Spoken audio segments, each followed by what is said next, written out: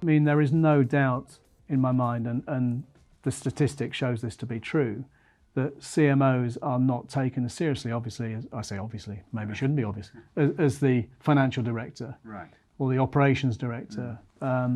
And that's a real, I think, a real problem. So if you're a customer, if you're a business and you're saying, I have to become customer centric, you would have thought the CMO would have something to say about that. She might have a good contribution to bring to the company.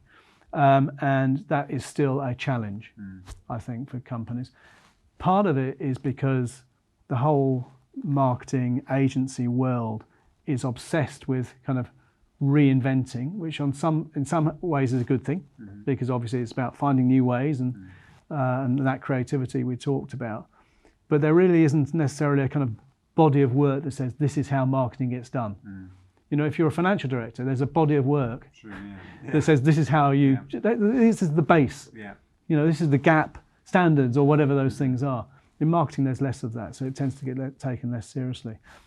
But never more has there been a need for customer representation in the boardroom, because that's what's happening to the environment. And never more has there been a need for the individual that does that, the CMO, or whatever you want to call them. Today, I think the really effective CEOs are customer first, rather than operations first. And when you look at the direct-to-consumer businesses that a lot of the traditional businesses are learning off, you find that those direct-to-business, they start with the customer problem. You know, there's too much hassle in booking this. You know, I can't get the best price for that.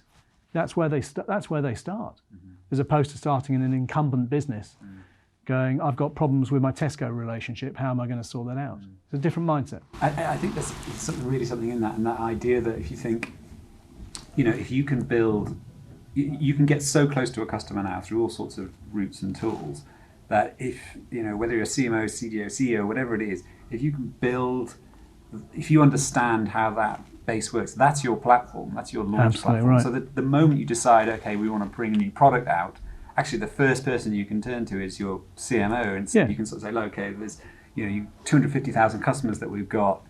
You know, what do we need to bring to market, so to speak? And so there is a new CMO emerging. Well, a new CMO's around. I mean, we had digital for as long as I can remember, and I'm quite old.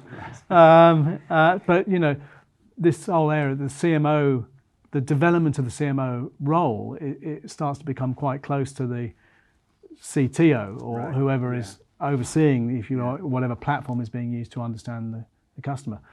It just needs to get used in the right way, because there's one part of this which is, have I put the customer at the centre of my business, and do I have a good understanding of the customer journey, or whatever you want to call it? Do I have a single view of the customer?